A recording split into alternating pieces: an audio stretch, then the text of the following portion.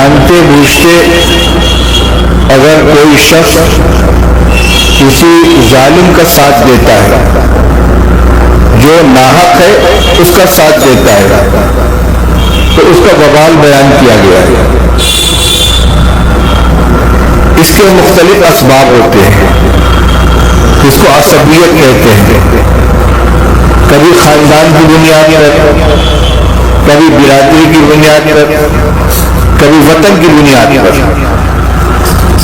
اللہ کا فضل ہے، دارالعلوم اس فتنے سے بہت دنوں سے محفوظ ہے، لیکن شیطان پیچھے لگا رہتا ہے۔ ہماری طالب علمی کے زمانے میں ایک مرتبہ بہار اور یو پی کے طلبہ میں ٹھن گئی تھی، اگرچہ اس کا رخ دوسرا تھا، علمی مقابلہ ہو رہا تھا، مضامین لکھے جا رہے تھے، پرچے آ رہے تھے، لیکن منافست بہت زور کی تھی۔ لیکن حکیم الاسلام حضرت مولانا قاری محمد طیب صاحب رحمۃ اللہ علیہ نے بڑی حکمت کے ساتھ اس کو گزار دیا اور سب کو ملا دیا۔ مگر کبھی کبھی ہوتا ہے، چھوٹے مدرسے میں زیادہ ہوتا ہے۔ کیا ہوتا ہے؟ یو پی کے علاقے نے ایک بہاری کو مار دیا ہے، اب یو پی والے سب ایک ساتھ ہو گئے، بہاری سب ایک ساتھ ہو گئے، یعنی ایک فرد نے ایک فرد کو نہیں مارا ہے، دونوں ساتھی ہیں، ایک ساتھ کھاتے پیتے ٹہلتے ہیں پڑھتے ہیں، جب تک کوئی بات نہیں تھی، لیکن اختلاف ہو گیا اور ہاتھ چل گیا تو فوراً اس میں ایک یو پی کا ہو گیا، ایک بہار کا ہو گیا۔ یہ جاہلیت ہے۔ حدیث میں واقعہ بیان کیا گیا ہے کہ ایک صحابی جن کے مزاج کے اندر مزاح تھا، مذاق کرنے والے، دوسرے ساتھی کے ساتھ انہوں نے کوئی مذاق کیا اور ان کو غصہ آ گیا، انہوں نے ایک تماچا مار دیا۔ جب انہوں نے تماچا مارا، انہوں نے آواز لگا تو ان کی حمایتی آ گئے، انہوں نے کوئی آواز لگا ان کی حمایتی آ گئے، یا للانصار یا للمہاجرین، چلو انصاریوں چلو مہاجرین۔ رسول اللہ صلی اللہ علیہ وسلم کو اطلاع، فوراً تشریف لائے، ماں بارو دعوت جاہلیہ، کیا جاہلیت کی باتیں کر رہے ہو، میں تمہارے درمیان موجود ہوں۔ آپ ہجرت کر کے آئے تو انصار اور مہاجرین کو ایسا سیر و شکل کر دیا کہ ایک انصاری اور ایک مہاجر کو بھائی بنا دیا، اور ایسا بھائی بنا دیا کہ سگے بھائی سے زیادہ مقام اس کو مل گیا۔ حضرت عبد الرحمن ابن عوف رضی اللہ تعالیٰ عنہ مہاجرین میں سے، حضرت سعد ابن ربیع انصاری ہیں۔ حضور صلی اللہ علیہ وسلم نے حضرت عبد الرحمن ابن عوف کو سعد ابن ربیع انصاری کا بھائی بنا دیا، مواخات کا رشتہ قائم کرا دیا کہ ان کو اپنے گھر لے گئے، اس لیے کہ مہاجرین گھر بار سب کچھ چھوڑ کر آئے تھے۔ تو سعد ابن ربیع نے ان سے کہا، بھائی اہل مدینہ جانتے ہیں کہ میں مدینہ والوں میں سب سے زیادہ باغات کا مالک ہوں، میری جتنی جائیداد ہے، جتنے باغات ہیں، ان سب میں آدھا تمہارا آدھا میرا، اور میری 2 بیویاں ہیں، تم ان میں سے جس کے بارے میں کہو میں اس کو طلاق دے دوں اور عدت گزار کر تم اس سے نکاح کر لو، اس کی عدت گزرے تم نکاح کر لو۔ یہ ان کی طرف سے پیشکش کی ایثار تھا، ادھر سے یہ استغنا۔ فرمایا بارک اللہ فی اہلک و مالک، اللہ تمہارے اہل میں برکت عطا فرمائے، تمہارے مال میں برکت عطا فرمائے، مجھے تو مدینے کے بازار کا راستہ بتا دو، میں مکہ میں بھی تجارت کیا کرتا تھا، یہاں بھی تجارت کر لوں گا۔ چنانچہ بازار گئے، کچھ خریدا کچھ بیچا۔ چند روز کے بعد حضور صلی اللہ علیہ وسلم خدمت میں حاضر ہوئے تو ان کے کپڑے پہ کچھ پیلا پیلا دھپا تھا،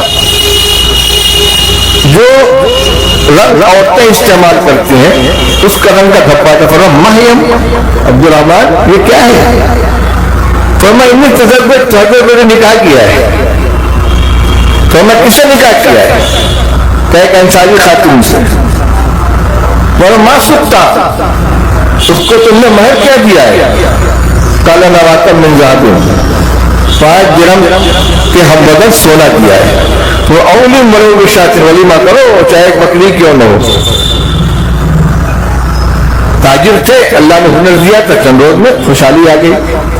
میں یہ بتلا رہا ہوں کہ ان حضرات کے درمیان جو کوئی تعلق نہیں، ایک مکے کے رہنے والا، ایک مدینہ کے رہنے والا، دونوں کی معاشرت الگ، مزاج الگ اور بہت کچھ فرق تھا، لیکن اسلام کے رشتے میں پرو جانے کے بعد بالکل ایک جان دو قلب ہو گئے تھے۔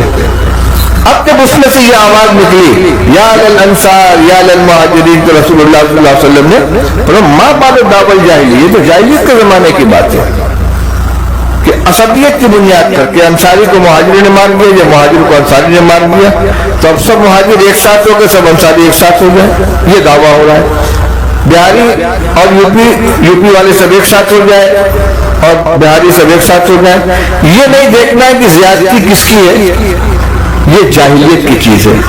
اس میں اگر کوئی شخص جانتا ہے کہ میرا ساتھی غلطی پر ہے، چاہے اس کا ہم وطن ہو، چاہے اس کا دوست ہو، اس کا رشتہ دار ہو، اس کو اس کا ساتھی لینا چاہیے۔ مولانا مظفر حسین صاحب کا قصہ پڑھا سنایا گیا آپ کو، کاندھلوی، اللہ کے بہت نیک بندے تھے۔ کاندھلا میں ایک زمین کے بارے میں ہندوؤں اور مسلمانوں میں مقدمہ چلا۔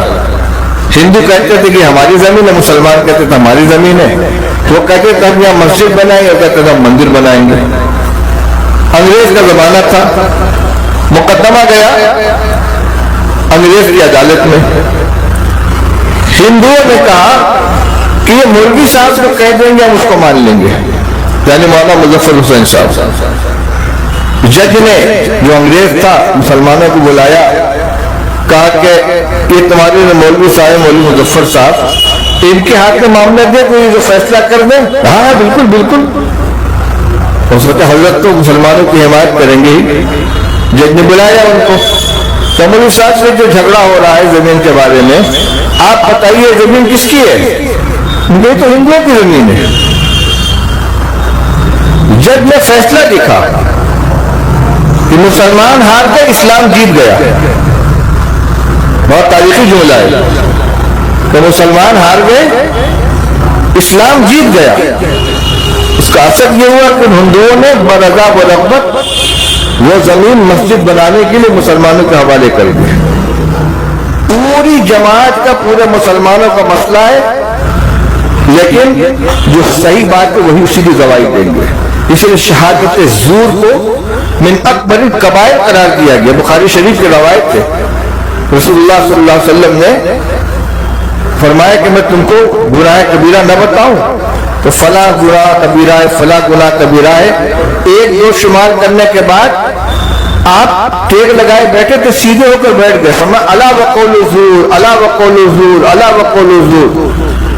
جان بوجھ کر جھوٹ بولنا یا جھوٹی گواہی دینا یہ اکبر الکبائر میں سے۔ ہمارے ساتھ اس طرح کے معاملات آتے ہیں، یہ ہدایات ہم سب کے لیے ہیں کہ ہم دانستہ طور پر کسی غلط کی حمایت نہ کریں، اپنی عاقبت تباہ نہ کریں۔ ابھی روایت پڑھی، اس وقت قیامت کے دن بدترین لوگوں میں وہ شخص ہوگا جو دوسرے کی دنیا بنانے کے لیے اپنی آخرت کو تباہ کرے۔ آج ہی کے لیے نہیں، پوری زندگی کے لیے ہمیں اس کو پلے مان لینا چاہیے۔